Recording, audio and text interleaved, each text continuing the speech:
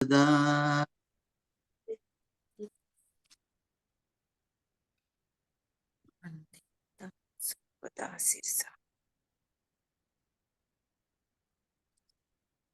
बृहद्रव्य संग्रह ग्रंथ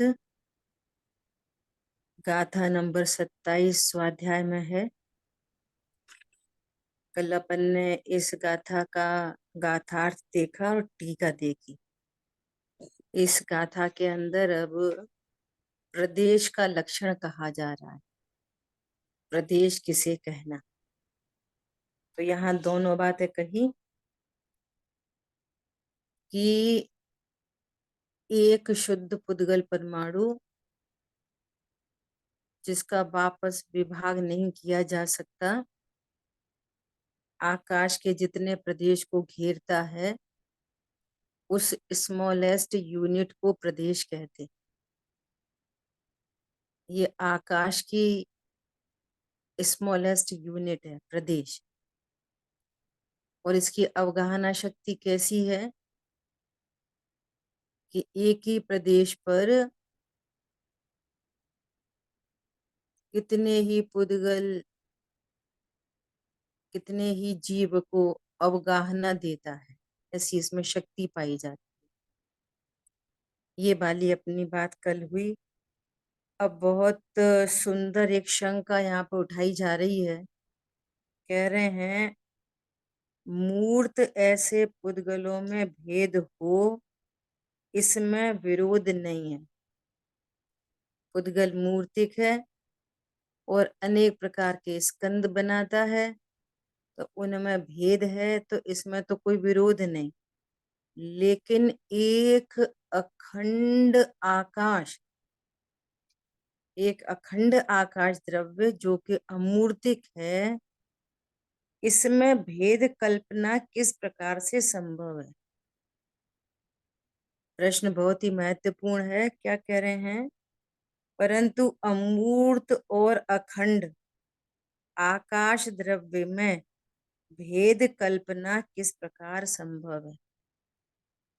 पहले दो भेद किए जा रहे हैं, लोकाकाश और अलोकाकाश। अब लोकाकाश के अंदर में भी उसके भेद बन सकते हैं। अब देखो गजब की बात यह है, आचार्य ब्रह्मदेव सूरी जी की, कि अब स्वरूप तो बताने जा रहे हैं वापस आकाश द्रव्य का। प्रश्न ये उठाया कि अखंड अमूर्त आकाश द्रव्य में भेद कल्पना किस प्रकार से, है ना। और समाधान दे रहे हैं मुनिराजों का स्वरूप बताते हुए। देखो समाधान, यह शंका योग्य नहीं है। क्यों? रागादि उपाधि रहित, देखो मुनिराज की परिभाषा आ रही है, जो रागादि उपाधि रहित हैं, स्वसंवेदन प्रत्यक्ष भावना से उत्पन्न सुखामृत के रसास्वाद से तृप्त। देखो, रागादि उपाधि रहित स्वसंवेदन प्रत्यक्ष भावना से, उनको राग आदि नहीं है ऐसा नहीं है, संजुलन राग मौजूद है, लेकिन स्वसंवेदन से अपने स्वरूप को जाना है जो राग आदि उपाधि से रहित है। स्वसंवेदन प्रत्यक्ष भावना, ये भावना मतलब शुभ भावरू भावना नहीं, ये भावना है रत्नत्रय को भावना कहते हैं परमार्थ से। स्वसंवेदन प्रत्यक्ष भावना से उत्पन्न, पर समझ में आ रहा है? मैं संत साधु बन के विचरूं, वो घड़ी कब आएगी, ये भावना। ओ मेरी ऐसी दशा जैसी तुम धारी है, ये भावना। बात है। ये शुभ भाव रूप भावना की बात नहीं चल रही जो आज शब्द रूप है। ये भावना है रत्नत्रय, स्वसंवेदन प्रत्यक्ष भावना, रत्नत्रय से उत्पन्न सुखामृत के रसास्वादन से तृप्त। दो मुनियों के रहने का क्षेत्र एक है या अनेक? बोलो। दो मुनिराज बैठे हैं, भावलिंगी संत हैं, तो वे किस क्षेत्र को घेर रहे हैं आकाश द्रव्य के? एक ही क्षेत्र को कि अलग अलग क्षेत्र को? अलग अलग क्षेत्र को। अलग अलग क्षेत्र। तो इस प्रकार से भेद संभव है। ये कल्पना शब्द यूज हो रहा है ना, कल्पना। इसको मिथ्या कल्पना नहीं समझना, जैसा कल्पना लोक होता है, कुछ का कुछ समझा जाए, वो कल्पना भी नहीं है यहाँ पे। जैसे जीव द्रव्य द्रव्य गुण पर्याय वाला है तो अभेद अखंड द्रव्य। जीव भी एक अखंड द्रव्य है, लेकिन भेद कल्पनाओं से उसमें भेद जाना जाता है। द्रव्य अलग चीज है, गुण अलग चीज है, पर्याय अलग चीज है। ऐसे आत्मा अखंड है, आत्मा भी अखंड है, लेकिन उसमें रहने वाले ज्ञान, श्रद्धा, चारित्र आदि गुण एक ही हैं कि न्यारे न्यारे हैं? सब भिन्न एक दूसरे। न्यारे न्यारे हैं। तो इस प्रकार से ये ज्ञान उनमें भेद भी देख लेता है और अभेद है ऐसा भी जान लेता है। ये कल्पना मतलब सपोज नहीं, कल्पना मतलब मिथ्या नहीं। ये लौकिक में जो कल्पना शब्द यूज होता है, ये वो कल्पना नहीं है। भेद कल्पना मतलब ज्ञान उसमें भेद जान लेता है, भेद करके देख लेता है। यह है भेद कल्पना, है ना। तो जी जी। दृष्टांत दे रहे हैं कि ऐसे जो मुनि हैं, वे दो मुनि, उनके रहने का क्षेत्र एक है क्या अनेक? यदि उनके रहने का क्षेत्र, यदि दोनों के रहने का क्षेत्र एक हो तो दोनों एकत्व को प्राप्त होते हैं। बराबर। देखो, परंतु ऐसा तो है नहीं। और यदि कहो कि दोनों का निवास क्षेत्र भिन्न है तो निर्विभाग, देखो निर्विभाग, जिस आकाश द्रव्य में कोई विभाग नहीं है, ऐसा निर्विभाग, ऐसे आकाश में भी घटाकाश, पटाकाश इत्यादि की भांति विभाग कल्पना सिद्ध हुई। इतना ये घड़ा है, तो घड़े ने आकाश का कितना द्रव्य घेरा है? कि घटाकाश, पटाकाश। ऐसे घट अलग प्रदेशों पे है, पट अलग प्रदेशों पर है। तो इस प्रकार से विभाग कल्पना सिद्ध होती है ना। है तो अविभागी, है तो अखंड, अभेद, परंतु अभेद में भी भेद जाने जा सकते हैं। बिल्कुल इसी तरह जैसे आत्मा जीव है तो अभेद अखंड, लेकिन अखंड आत्मा में भी खंड देखा जा सकता है कि नहीं? जरूर। अभी स्कूल जी। में ज्ञान की कलाकारी है। सो अब गुरुदेव श्री, परमाणु बंद कर दे। गुरुदेव श्री इस ज्ञान की महिमा कहने वाले हैं। देखो उनके दीदी अनम्यूट करना प्लीज। उनके प्रवचन में महिमा आएगी किसकी? ऐसे ज्ञान की। देखो अब गुरुदेव श्री के प्रवचन से समझते हैं अपन, हैं। जितना आकाश एक अविभागी पुद्गल द्रव्य से रोका जाता है, उसे सर्व अणुओं को स्थान देने योग्य प्रदेश जानो। एक प्रदेश, और उसकी अवगाहना शक्ति कितनी कि अनेक अणुओं को स्थान दे सके। एक प्रदेश में अनेक स्थान, अणुओं को स्थान दिया जा सकता है। एक परमाणु जितना स्थान रोकता है उसे प्रदेश कहते हैं। आकाश के इन प्रदेशों की ताकत इतनी है कि इसमें दुनिया के सभी परमाणु सूक्ष्म पड़ने को धारण कर समा जाते हैं। जिस प्रकार आत्मा के ज्ञान में, देखो दृष्टांत कितना गजब का है। जिस प्रकार आत्मा के ज्ञान में संपूर्ण ज्ञेयों को जानने की ताकत है, उसी प्रकार आकाश द्रव्य में संपूर्ण पदार्थों को अवगाहन देने की शक्ति है। आत्मा का दृष्टांत दे रहे। आत्मा किसको नहीं जान सकता? सबको जान सकता। देखो दर्पण में क्या झलक रहा है? पूरा कमरा झलक रहा है।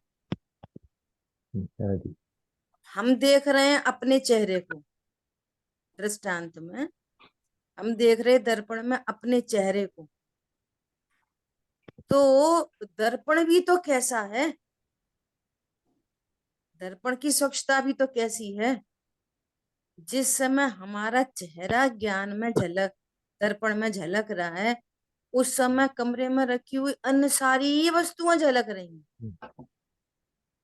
बोलो, झलक रही कि नहीं झलक रही? झलक रही जो भी सामने है, बाहर की एक चीजें नहीं हो। छोटा सा एक छोटा सा मिरर, एकदम इतना छोटा कांच का टुकड़ा,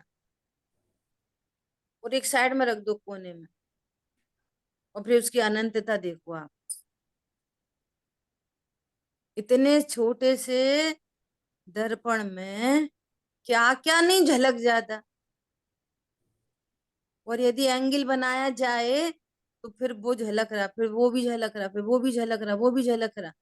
हाँ जी। पर दीदी, हम्म वो तो युगपत नहीं झलकता है ना, वो एक के बाद एक के जो आता है वो झलकता है। जैसे आप कहते हो कि आकाश में सब रहते हैं, हमारे ज्ञान में भी हम सबको नहीं देख सकते हैं, युगपत नहीं देख सकते, हमारी शक्ति नहीं है युगपत देखने की। देखो, अभी दर्पण का दृष्टांत दिया जा रहा है ना। हाँ, अभी पर दर्पण में भी। दर्पण में ही देखो, हाँ, आपके घर कमरे में कहीं शीशा लगा है, देखो आपका अपना चेहरा ही दिख रहा है कि आजू बाजू में सोफा पड़ा है वो भी दिख रहा है, ये दीवार पे ये कुछ सीनरी लगी वो भी दिख रहा है, बेड भी दिख रहा है, मोबाइल भी दिख रहा है, जिनवाणी दिख रही, हाँ, सब जो कुछ फ्यू दिख रहा है। आइटम्स है आसपास में वो दिख रही है। हाँ, तो अब ये तो दर्पण की क्या है? दर्पण दृष्टांत एक देश है ना, तो जितने फ्यू थिंग्स हैं वो दिख रहे। लेकिन ज्ञान कैसा है? ज्ञान का नेचर कैसा है? बाई नेचर कैसा है? सबको युगपद जान सके। अब बात आएगी अपनी, कि हम कहाँ जान पा रहे युगपद सबको। तो हम इसलिए नहीं जान पा रहे कि हमको कभी अपने ज्ञान स्वभाव की महिमा नहीं आई। हम यही समझते रहे कि ज्ञेयों से ज्ञान होता है, इसलिए हमारी शक्ति ढक गई, इसलिए कर्म का बंध हुआ, इसलिए ज्ञानावर्णी कर्म का उदय काम करता है, वो कर्म बंधे, फिर ये उनके उदय का कार्य है कि हमको युगपत नहीं झलकता, हमको सब एक साथ नहीं दिख रहा, लेकिन हमारा मूल में स्वभाव कैसा है?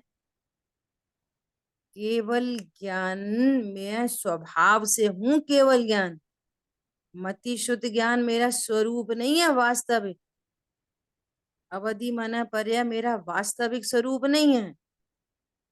वो तो स्वरूप को जाना नहीं है, इसलिए कर्म बंधा है, तो कर्म के उदय में वो शक्ति घाती गई है। समझ में आ रही है बात? हाँ जी। जैसे ये दर्पण में जो फ्यू थिंग्स बोलो ना, फ्यू थिंग्स, ये फ्यू भी अगर इस पर दर्पण को आधा आप ढक दो, पर्दे से ढक दो, तो फ्यू की भी फ्यू हो जाएंगी। समझ आ रही बात? हम्म। स्वरूप कैसा है? स्वरूप से देखो मेरा स्वभाव कैसा है, सर्व ज्ञेयों को जानने का। तो फिर अभी सर्व ज्ञेय कहाँ जान रहे हम? तो इसलिए नहीं जान रहे कि इस जीव ने अनादि से पर की ही महिमा की है, अपने ज्ञान की महिमा नहीं की, इसलिए इसने स्वयं से ही ज्ञानावर्णी कर्म को बांधा। इसलिए वो शक्ति उसकी हीन हो गई, पर्याय में व्यक्त नहीं है। परंतु शक्ति बने तो अभी भी सर्वज्ञ शक्ति का धारी हूं। समझ आई बात? बहुत बढ़िया दीदी। ऐसा जितना भी कार्यक्रम दिखाई दे रहा है, बार बार वही दिखता है। क्या दिखता है? सुबह चौके का काम खत्म हो नहीं, और 2 घंटे भी मुश्किल से निकले, अब हाई टी, अब नाश्ता, अब वो पूरा हुआ नहीं, 2-3 घंटे बीते नहीं, अब शाम का खाना। वो तो अपन जैनी रात में खाते नहीं है ना, तो शाम के 6-6:30 बजे के बाद सुबह तक की शांति है। नहीं तो जो लोग रात में खाते, फिर रात में भी चल रहा है 10-10 12-12 बजे तक। लेकिन एक सिंगल वन परमाणु मेरे द्रव्य गुण पर्याय मेरे स्वरूप में नहीं आता। मैं स्वभाव से अभी अनाहारी हूं, स्वभाव से ही, परंतु व्यक्तता उल्टी है। हूं अनाहारी और भूख लगती है, वो सारा ही काम उल्टा उल्टा हो रहा है। समझ में आ रही बात? स्वभाव से अनाहारी हूं और भूख लगती है। हाँ जी दीदी, बहुत बढ़िया। बोलो, क्यों लग रही है?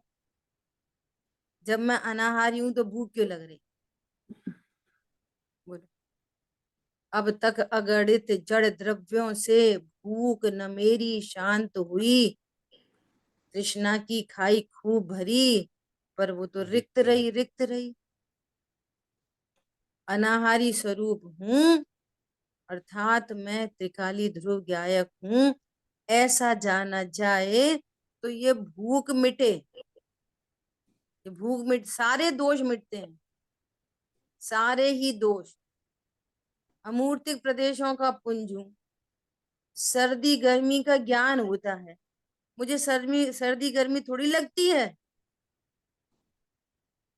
अमूर्तिक प्रदेशों में सर्दी गर्मी लगती नहीं है। सर्दी गर्मी तो पुद्गल का कार्य है, और अमूर्तिक को पुद्गल कैसे लगेगा? लगती नहीं है मुझे।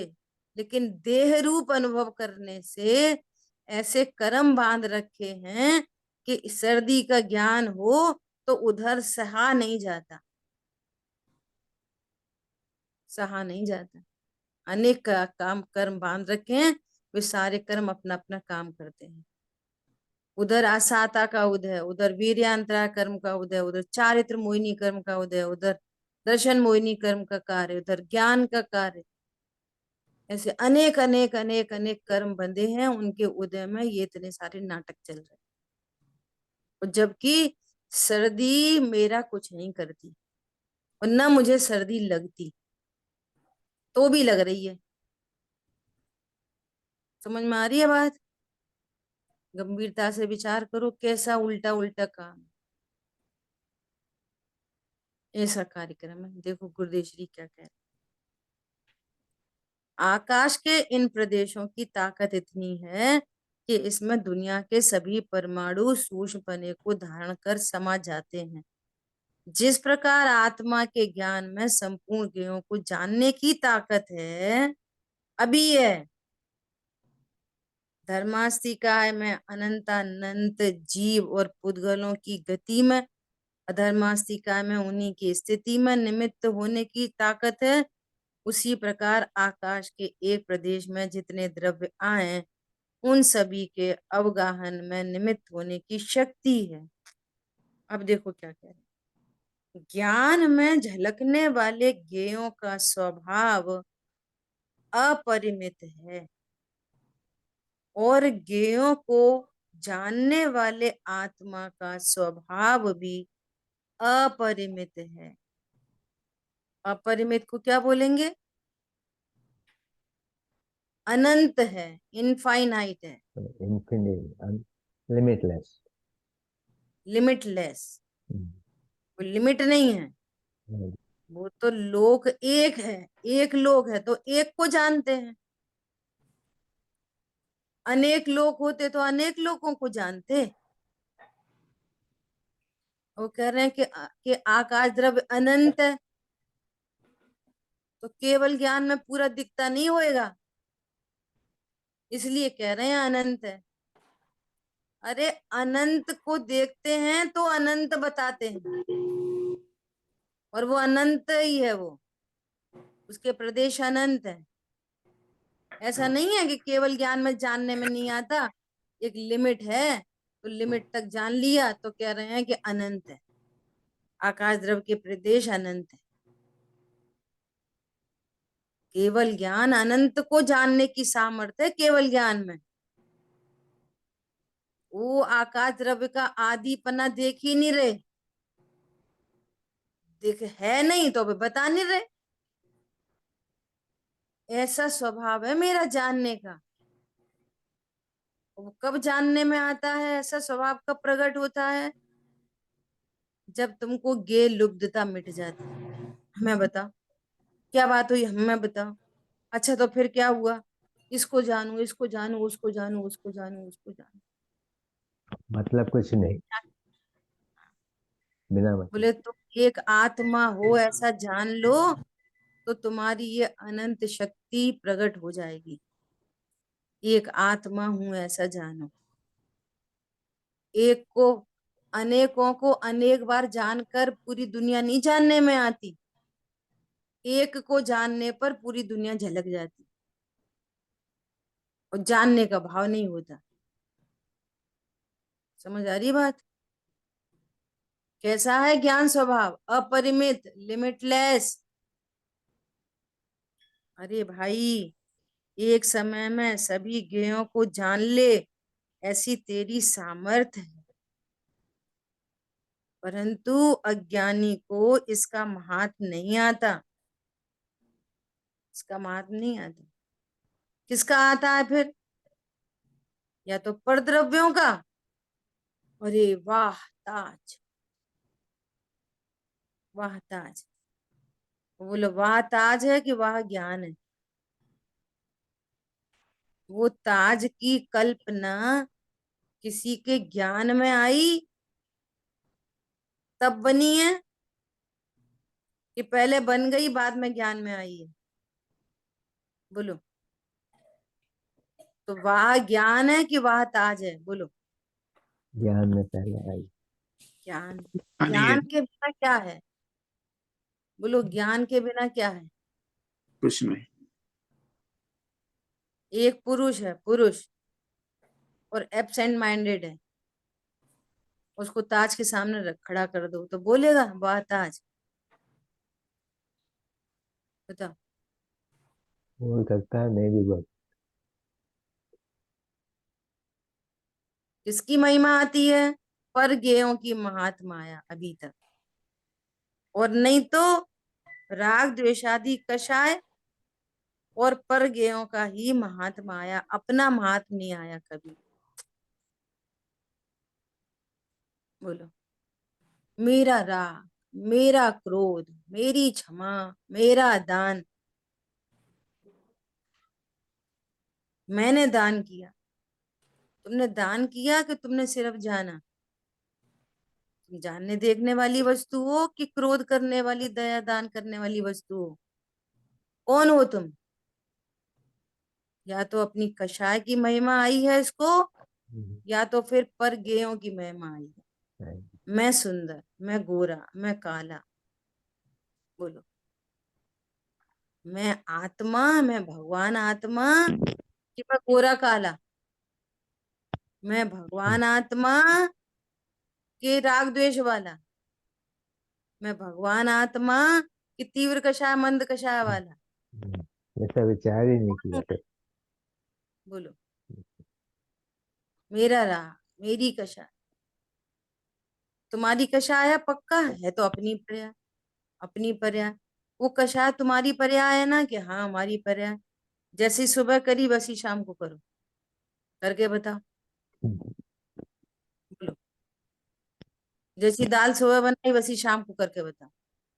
जैसे 1 लाख रुपए महीने इस महीने कमाए, ऐसी दूसरे महीने में कमा के बताओ। किसके कर्ता बनते हो? बोलो, कोई काम करके दिखाओ भैया, दीदी होता हाँ, हुआ मैंने सारा। बहुत सुंदर एग्जाम्पल। दीदी हमें हमारा थोड़ा ख्याल आता है, पर जब दूसरों के साथ रहते हैं तो दूसरों की भूल द्रव्य दृष्टि से हम देखने का अभी इतनी क्षमता नहीं है, वो राग द्वेष हो जाते हैं। फिर ख्याल आता है कि ये तो भगवान आत्मा ही है, पर वो आता नहीं इतना जल्दी।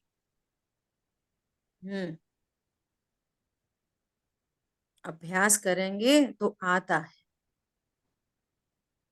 अभ्यास करते हैं ना, बार बार अभ्यास करके एक निर्णय करना, और फिर निर्णय के बाद निर्भर रहना। अब निर्णय कर लिया, मैं तो ज्ञाता तत्व। अब जो राग द्वेष की प्रणति उत्पन्न हुई ना, उसका भी ज्ञाता। जो परद्रव्य कुछ बोल रहा है, कर रहा है ना, उसका भी ज्ञाता। कैसा ज्ञाता? उससे ज्यादा महत्वपूर्ण है। ज्ञाता हूं, इससे ज्यादा महत्वपूर्ण है कि मेरे लिए कोई अच्छा बुरा नहीं है, ऐसा ज्ञाता। ये उससे अनंत गुनी बड़ी बात है। ये अनंत पुरुषार्थ की बात। हाँ हाँ। दोपहर में भतीजी है हमारी, वो आती है क्लास। बचपन से देखते ना बच्चे, बुआ जी पहले ऐसा करती थी, बुआ ऐसा करती थी, बुआ ऐसा करती थी। कहती है अब हम आपको देखते ही रहते हैं, क्लास में बस देखते ही रहते हैं कि बुआ जी कितना बोलती हैं। बाप रे, ये कहाँ से समझ में आती है इनको। नहीं बुआ जी, अब तो हमें भी समझ में आने लगी। सही बात है, अपन तो अकर्ता है। ऐसा बोली वो आज बात। फिर बोली कि ये सब निरर्थक है, किसी को समझाना बुझाना सब व्यर्थ की बात है। न कोई का बिगाड़ कर सकते, न हम किसी को सुधार सकते। ऐसा उसने बोला। तो मैंने उसको कहा कि जब अपनी चलाता है ना व्यक्ति और चलती नहीं, तो ये निर्णय तो एक बार को कर लेता है कि भैया चलाने से चलती नहीं। लेकिन इस देह से भिन्न मैं ज्ञान हूं, और इस दुनिया में मेरा कोई नहीं है, बस सिर्फ ज्ञान और गे गे, ज्ञान और गे, ज्ञान और गे, और गेयों से भी कोई संबंध नहीं। कुछ भी ज्ञान में झलक जाए, जो कुछ झलकता ज्ञान में, वो गे भी नहीं है ज्ञान में। और तो छोड़ो, गे नहीं, बस ज्ञान है। बस मेरी ज्ञान में ही दुनिया, चारों तरफ ज्ञान ज्ञान ज्ञान ज्ञान ज्ञान। अब ताजमहल नहीं दिख रहा, ज्ञान मेड ताजमहल दिख रहा ज्ञान में। और ज्ञान मेड ताजमहल में भी ताजमहल नाम की कोई चीज नहीं, सिर्फ ज्ञान है। बस मैं ही मैं हूँ। ये है अनंत पुरुषार्थ। कोई किसी का परिणमन परिणमन दिखाई दे, अकेला परिणमन दिखे, वो ये अच्छा ये बुरा परिणमन नहीं। ये अच्छा कोई शब्द सुनने मिले तो वे शब्द हैं, जीव शब्दों का कर्ता नहीं। अन्य जीव भी शब्द का कर्ता नहीं। और शब्द तो शब्द ब्रह्म है, ABCD है, क ख ग घ है। वे अच्छे बुरे नहीं होते। नहीं, उसने हमको गाली दी। गाली हाली नाम की कोई चीज नहीं होती दुनिया में। लौकिक बातें अलग हैं, पारलौकिक बातें अलग हैं। शब्द को शब्द देखोगे, पुद्गल को पुद्गल देखोगे, ज्ञान को ज्ञान देखोगे। और ज्ञान में भी शब्द झलके तो ज्ञान का क्या बिगड़ा? बोलो, ज्ञाता है। नहीं नहीं, ज्ञाता ही कुछ है। नहीं बिगड़ा। ज्ञान का कुछ नहीं बिगड़ता। 1 लाख रुपए, कल आज सुबह दृष्टांत आया कि एक आप ट्रेन में जा रहे हो, एक व्यक्ति ने दूसरे की जेब में से उसका पर्स निकाला, आप देख रहे हो, आप देख रहे हो, और पर्स निकाला चला गया। बोलो कितनी सामर्थ है। तो पर्स निकाला, चोरी की ना उसने। तो चोरी अच्छी बात है कि बुरी बात है? करनी चाहिए कि नहीं करनी चाहिए? बोलो। वो बड़ा पुरुषार्थ है दीदी, वो गे करना, ज्ञाता रहना, वो तो बहुत बहुत बहुत रहना बड़ा नहीं, है। रहना नहीं, हूँ, रहना तो बात की बात है। अभी मैं ज्ञाता ही दृष्टा हूं। अब वो चोरी, जो चोरी हुई है ना, चोरी का भी ज्ञाता, नहीं नहीं उसने गलत काम किया, ये हम क्षणिक पर्याय में देख रहे गलत काम किया। उसके बैकग्राउंड में जाओ तो पहले इसने क्या किया, कर्म फिलॉसफी काम करती है ना, हम्म। पहले इसने क्या किया, समझ आ रही बात? जब तक किसी ने पूर्व में किसी का कोई अपराध नहीं किया, अब ये चरणान योग की शैली आ रही है, तब तक कोई अन्य अपराध हो नहीं सकता। कर्म का ऐसा ही लेखा जोखा ये बिठाना पड़ता है दीदी, बहुत बहुत। बिठाना ही पड़ेगा, कौन बिठाएगा, खुद ही हाँ बिठाएगा। हाँ हाँ हाँ। एक बात, दूसरी बात, वो हम्म। सब कुछ पुद्गल का परिणमन है। कोई पैसे कहीं से आए, उसकी जेब में आए, उसकी जेब में से निकले कहीं और जाने थे, उसमें चोरी निमित्त बन गई। पुद्गल के परिणमन को पुद्गल का परिणमन देखो, जीव के परिणमन को जीव का देखो, कषाय के परिणमन को कषाय का देखो, बस और कुछ करना ही नहीं है। नहीं, नुकसान हुआ ना उसका, उसकी जेब में से 10 लाख रुपए चुरा लिए, 10 लाख से जीव का फायदा नहीं होता, 10 लाख की हानि से जीव का नुकसान नहीं होता। ये तो तत्व ज्ञान तो करना ही पड़ेगा, बहुत बढ़िया दीदी, बहुत बढ़िया। बार बार बार बार। अब पर हाँ जी। द्रव्यों में तो इस टन इसकी कल्पना है। अब वो कल्पनाओं को रख कर हम ये विचार कर रहे हैं कि हमको ज्ञायक भगवान आत्मा याद आए और हम निर्भर हों, वो नहीं हो सकते। जीव को पुद्गल से, धन से, शरीर की स्वस्थता से कोई लाभ हानि नहीं होती। शरीर स्वस्थ रहे, जीव को कोई लाभ नहीं, और शरीर में कोड़ टपक जाए, जीव को कोई हानि नहीं। अब ये निर्णय शांति के काल में किया जाएगा, ये निर्णय हाँ जी। हाँ, आयुधशाला में हथियार चलाने सीखे जाएंगे। हाँ बहुत अब बढ़िया। कदाचित कदाचित रोग आ गया, तो आपने पूर्व में निर्णय किया है ना, तो वो निर्णय काम आएगा, तो आपको सहजता बनी रहेगी। और निर्णय ही नहीं किया तो फिर परिणाम गिरेंगे, गिरेंगे, फिर विचार करोगे वो तो शरीर की तरफ ही लक्ष्य जाता था, तो भेद ज्ञान तो किया नहीं ना पहले, तो वो तो जाएगा ही, अनादि से जा रहा है और अभी भी जाएगा। पूरी धारा उल्टी करनी है, पूरी धारा। और अपने अभी अभी सामने सामने के ऐसे कई उदाहरण हैं, कईयों उदाहरण हैं ऐसे तत्वज्ञानी जीवों की। 3 तो मैंने मेरे आंखों के सामने देखे, 3 लोग तो हमारे चाचा ससुर अभी अभी 1 साल पहले जो चले गए, वो खुद से बोल रहे हैं, खुद से, कि अब हमको बिस्तर से उतारो, नीचे ले लो, और अब हम जा रहे हैं। कोई भय नहीं, कोई टेंशन नहीं, कोई आकुलता नहीं। खुद से व्यक्ति बोल रहा है कि हमको बिस्तर से नीचे उतार लो, अब हम जा रहे हैं। और निर्भय, एकदम निर्भय, पूरा जीवन लगाया तत्व ज्ञान में। जिनवाणी में बांझ नहीं होती। बोलो, सब लोग कह रहे हैं कि ब्लड लॉस हो रहा है, ब्लड लॉस हो रहा है, हीमोग्लोबिन कम है, ब्लड चढ़ाओ, नाम नहीं चढ़ाएंगे। बोलो, देह भिन्न है ये जान रहे हैं, ब्लड मेरे में नहीं आता ये भी जान रहे हैं, उसके दम पे ही बोल रहे हैं। क्या बोल रहे हैं? कि अनंत जीवों की हिंसा क्यों,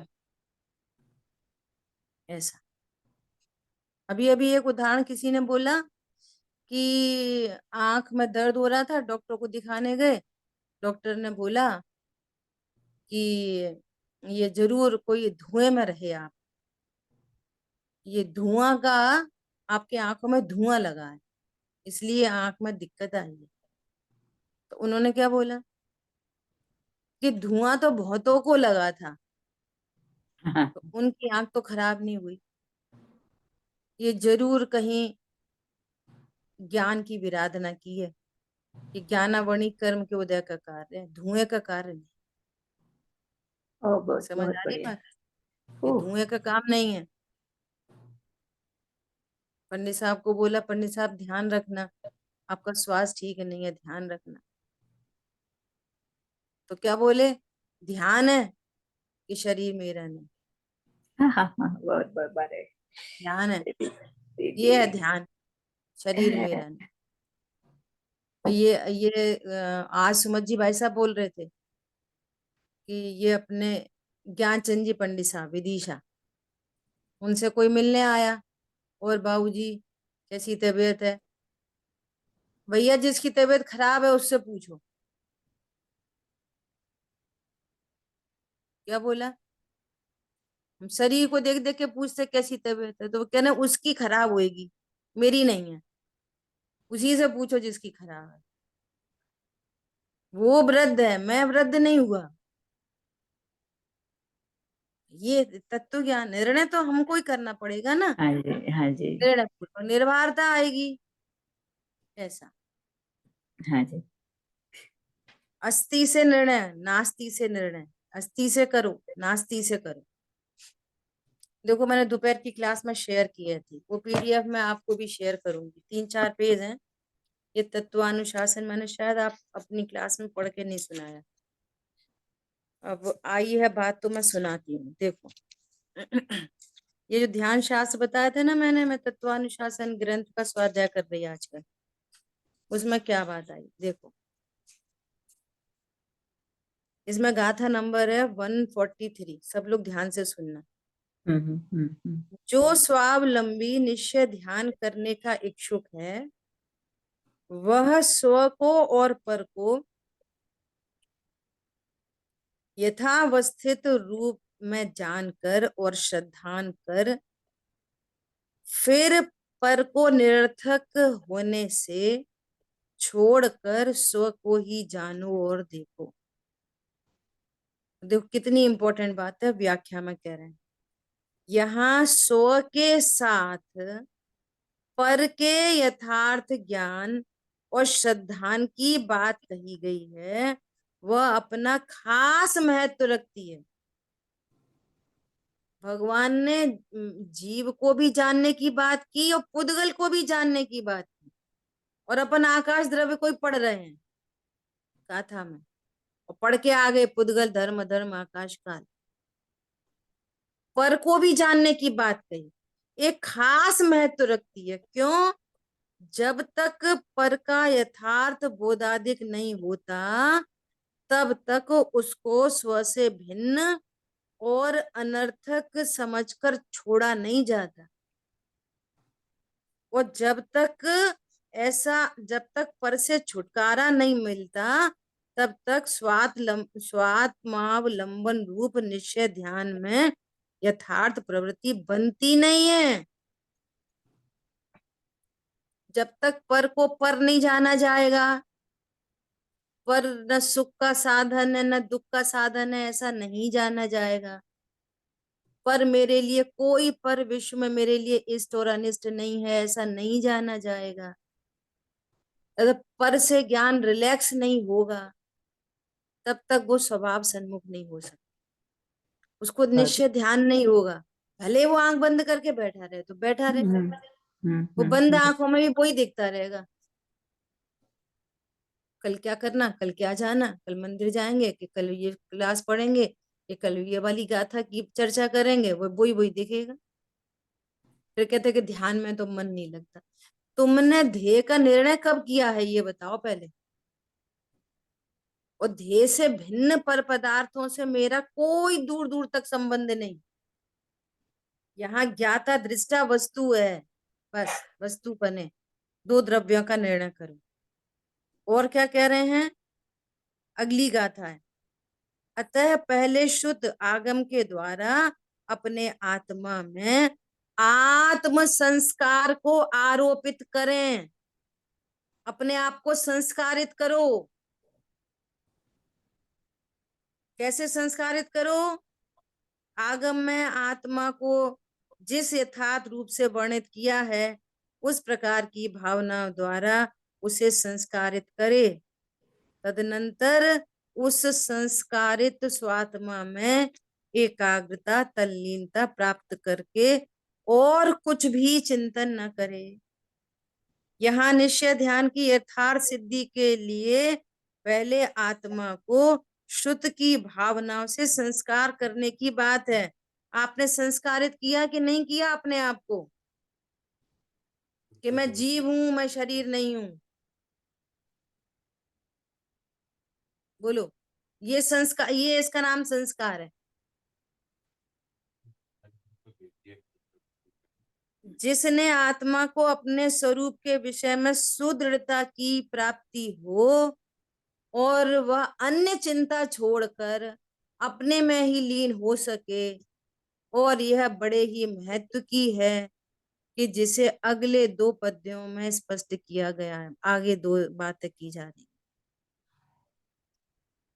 कितने महत्व की बात है। संस्कारित करो, अपने में जीवत्व के संस्कार डालो, अपने और पर की आत्मा में सिद्धत्व की स्थापना की है, नहीं की है? अपने में सिद्धत्व की स्थापना।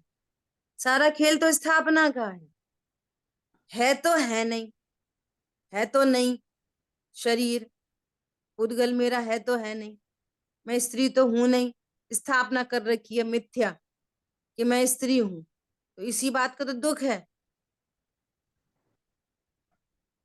बोलो, और सच्ची स्थापना हो तो वो पाषाण खंड में स्थापना ही तो की गई है भगवान की। बोलो, अब मिसबिहेव हो सकता है? अब वो मैं पाषाण खंड दिखता है कि भगवान दिखते साक्षात? महावीर भगवान दिखते, सीमंदर भगवान दिखते कि पाषाण खंड दिखता है? साक्षात बोलो, भगवान ही दिखते हैं। तो स्थापना का ही तो खेल है। हाँ जी, हाँ जी। अब बोले यहाँ स्थापना बदले अपनी। हाँ, अब अपने को भगवान आत्मा जाने तो अपने से मिसबिहेव नहीं होगा फिर। समझ आई बात? जो ध्याता निर्विकल्प ध्यान न बन सके, सुनो ध्यान से, जो ध्याता निर्विकल्प ध्यान न बन सकने के भय से पूर्वावस्था में भी श्रोत्रीय भावना को, जो कि सविकल्प होती है, नहीं अपनाता, वह मोह से अभिभूत अथवा दृष्टि विकार को प्राप्त होता है और बाह्य पदार्थों की चिंता में पड़ा रहता है। क्या कह रहे हैं? तुमको जब तक निर्विकल्प ध्यान नहीं हो रहा, तब तक बारंबार सविकल्प ध्यान करो। आत्मा को आत्मा जानो, शरीर को शरीर जानो, परद्रव्यों को परद्रव्य जानो, विकार को विकार जानो, स्वभाव को स्वभाव जानो। सविकल्प ज्ञान में ही बारंबार अभ्यास करो। और हाँ अगर जी। ऐसा नहीं करोगे तो तुम बाह्य पदार्थों की चिंता में पड़े रहोगे, बहुत बढ़िया दीदी। पड़े ही रहोगे बाहर पदार्थों की चिंता में। और कह रहे हैं वो दृष्टि विकार को प्राप्त होता है और बाहर बाह्य पदार्थों की चिंता में पड़ता है। इससे उसे सबसे पहले श्रोत्रीय भावना के संस्कार द्वारा अपने आत्मा को उसके स्वरूप के विषय में सुनिश्चित और सुदृढ़ बनाना चाहिए। सुनिश्चित करो मैं कौन हूँ आत्मा छू एम नक्की कर, हूँ आत्मा छू एम निर्णय कर। इतना तो कर, फिर स्वानुभव होगा, क्यों नहीं होगा?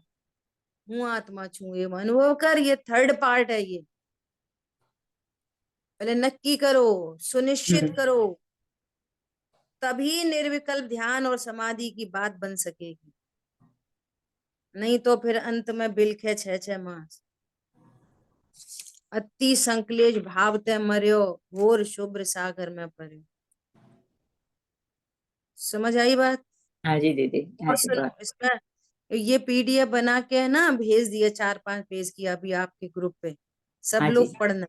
देखो आगे एक गाथा और है, क्या कह रहे हैं? ऐसा ऐसा सविकल्प ज्ञान में सविकल्प निर्णय करो, मैं अन्य नहीं हूँ, अन्य मैं आत्मा नहीं हूँ, मैं अन्य का नहीं हूँ, न अन्य मेरा है। वस्तुतः अन्य अन्य है, मैं ही मैं हूँ, अन्य अन्य का है, मैं ही मेरा हूँ। मैं किसी भी पर पदार्थ रूप नहीं हूँ, कोई पर पदार्थ मुझ रूप नहीं है। ऐसा शरीर अन्न है, मैं अन्न हूँ, मैं चेतन हूँ, शरीर अचेतन है, यह शरीर अनेक रूप है, मैं तो एक रूप हूँ, ये नाशवान है, मैं अविनाशी हूँ। ऐसा निर्णय करो बार बार बार बार बार बार बार। ठीक है, बहुत बढ़िया दीदी, बहुत बढ़िया। ये आपके ग्रुप पे भेज दी गई है। अच्छा, तो उन 4-5 पेजों का बारंबार, कम से कम नहीं तो 5 बार, इन 4-5 पेजों को कम से कम 5 बार तो रीडिंग करना। रीडिंग, अभी तो रीडिंग, जरूर जरूर दीदी, 5 दीदी बार रीडिंग, दीदी और मिल फिर गई है, उसको निर्णय में लेना। हम्म, जरूर मिल जरूर गई दीदी। है, इसमें आ गई है। हाँ बहुत ठीक है। सुंदर दीदी।